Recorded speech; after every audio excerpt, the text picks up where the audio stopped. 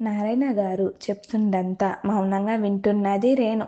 ఎంతసేపటికి రేణు ఏమీ మాట్లాడకపోవడంతో బాధగా ఉంటుంది నారాయణ గారికి. తండ్రి ముఖంలో బాధ స్పష్టంగా కనిపిస్తుంటే ఇక కాదనలేక మీ ఇష్టం నాన్న అని చెప్పి తన గదిలోకి వెళ్ళిపోయింది రేణు. రేణు ఆ మాట చెప్పడంతో ఆయనకి ఎక్కడ లేని సంతోషం కలుగుతుంది. పెళ్ళి అని అనగానే ఆడపిల్ల కదా, సహజమైన సిగ్గుతో అక్కడి నుండి వెళ్ళిపోయింది బంగారు అని అనుకుంటారు నారాయణ గారు. వెంటనే లక్ష్మమ్మ గారి ఫోటో దగ్గరికి వెళ్ళి, లక్ష్మి, మన అమ్మాయి పెళ్ళికి ఒప్పుకుంది. తనకి మంచి అబ్బాయిగా భర్తగా వచ్చేలా ఆశీర్వదించు అని అంటారు. మొదట పెళ్ళిళ్ళ పేరయ్యకి కాల్ చేసి రేణు మానసిక పరిస్థితిని క్లుప్తంగా చెప్పి, తనకి అన్ని విధాలుగా నచ్చేటువంటి అబ్బాయిని చూడండి, ముఖ్యంగా రేణుని కంటి పాపలా చూసుకోగలిగే మనసు ఉన్న అబ్బాయిని చూడండి అని చెప్తారు నారాయణ గారు. పేరయ్య అన్నిటికీ సరే అని చెప్పి కాల్ కట్ చేస్తారు. గదిలోకి వచ్చిన రేణు మోకాల మీద తలను పెట్టి ఏడుస్తూ, నాన్న, నిన్ను వదిలి ఎక్కడికి వెళ్ళాలని లేదు, పెళ్ళి చేసుకోవాలని అంతకన్నా లేదు నాన్న. కానీ నా వల్ల మీరు ఇంకా ఎక్కువ బాధపడుతున్నారని ఇప్పుడప్పుడే అర్థమవుతుంది నాన్న. అమ్మ చనిపోయిన తర్వాత మీరు చాలా డల్గా అయిపోయారు నాన్న. నా బాధే ఎక్కువ అని మిమ్మల్ని పట్టించుకోలేదు. నేను బాధపడిన ప్రతిసారి మీరు నాకు తోడుగా ఉన్నారు. కానీ నేను కనీసం మీ బాధని కూడా అర్థం చేసుకోకుండా నా బాధే ఎక్కువ అని అమ్మ ఆలోచనలలో అలాగే ఉండి మిమ్మల్ని ఇంకా బాధ పెడుతున్నాను. వీలైనంత వరకు మీ బాధను తగ్గించి మీకు తోడుగా నేను ఉన్నాను నాన్న అనే భరోసా ఇవ్వాల్సిన నేను ఇంకా అమ్మ గురించి చెప్తూ అమ్మ ఆలోచనల్లో ఉంటూ మీ బాధని పంచుకోకుండా ఇంకా ఎక్కువ చేస్తున్నానని తెలుసుకోలేకపోయాను నాన్న. సారీ నాన్న. రాత్రి నేను నిద్రపోయానని అనుకుని మీరు అమ్మతో నా గురించి చెప్పి బాధపడుతున్నదంతా నేను విన్నాను.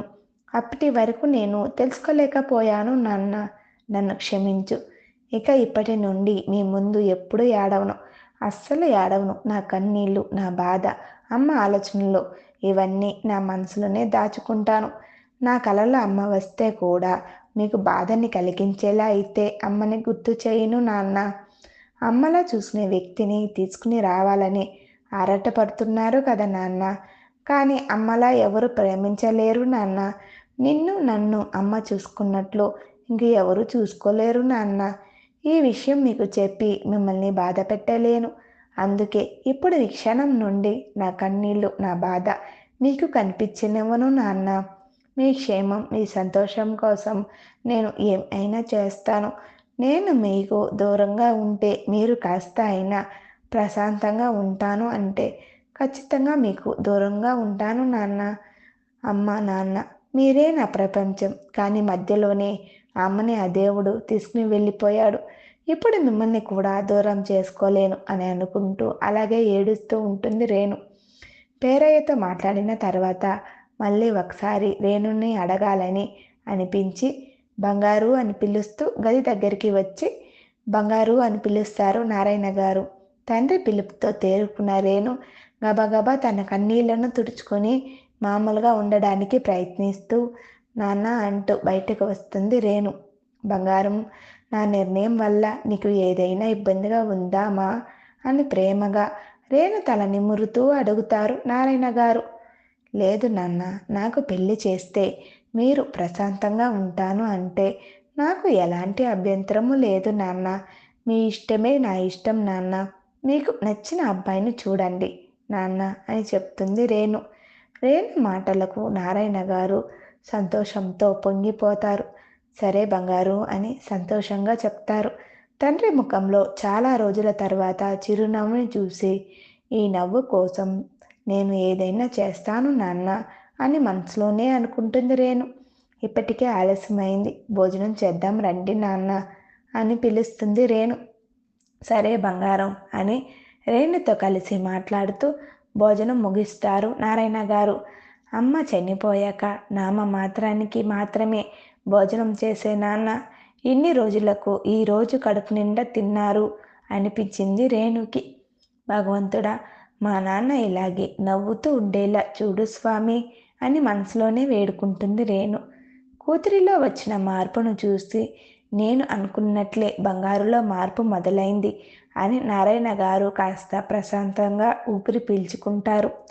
పెళ్ళి అయితే నా బంగారు ఇంకా పూర్తిగా ఒకప్పటిలా రేణులా మామూలుగా అయిపోతుంది అని నమ్మకం కలిగింది నారాయణ గారికి. కానీ తనకి దూరంగా వెళ్ళిపోతుంది అని మనసు గుర్తు చేస్తూ ఉంటే అలాగే కళ్ళు మూసుకుని నా బంగారు భవిష్యత్తు కోసం నేను ఎంత బాధని అయినా భరిస్తాను అని అనుకుంటారు నారాయణ గారు. కానీ రేణు తండ్రి ముందు మాత్రం నవ్వుతూ అన్నీ మర్చిపోతున్నట్లు ప్రవర్తిస్తుంది. నారాయణ గారు పని మీద బయటకు వెళ్ళాక తల్లి ఆలోచనలతో మనసు బాధతో తల్లిడల్లుతుంది. అమ్మా, నువ్వు ఎక్కడికి వెళ్ళలేదు, ఎప్పుడు మాతోనే ఉంటావు, ప్రతి క్షణం మాకు తోడుగా మమ్మల్ని చూస్తూ ఉంటావు అని నాన్న చెప్పారు. కానీ అమ్మా, నీ ప్రేమని, నీ మాటని, నీ స్పర్శని నేను ఎంతలా మిస్ అవుతున్నానో తెలుసా? ఎలా చెప్పాలి నా బాధని? అయినా నా బాధని చెప్తే వినడానికి ఎవరున్నారని? అన్నిటికంటే గొప్ప ప్రేమ, నిస్వార్థమైన ప్రేమ అమ్మ ప్రేమే. ఈ ప్రపంచంలో నన్ను ఎవరైనా అలా ప్రేమిస్తారు అంటే అమ్మ, అది నువ్వు మాత్రమే. అమ్మ, నా మీద నీకున్న ప్రేమ గురించి తెలిసిన నాకు వేరే వాళ్ళ దగ్గర నీ ప్రేమని వెతుకోగలనా? నీ ప్రేమలాగా స్వచ్ఛమైన ప్రేమను వేరొకరి దగ్గర ఎలా పొందగలను? ఎన్ని జన్మల పాపం చేసుకున్నానో ఈ జన్మలో ఇంత తొందరగా నా నుండి నిన్ను తీసుకున్నాడు ఆ దేవుడు. నా పాప ఫలం నీ ఆయుష్ను తీసుకుని వెళ్ళిపోయాడు ఆ దేవుడు. నన్ను క్షమించి అమ్మా, నన్ను క్షమించు. నిన్ను నాన్నని బాగా చూసుకుంటానని మాట ఇచ్చాను. కానీ నా కెరియర్ మొదలు పెట్టక ముందే నిన్ను పోగొట్టుకున్నాను.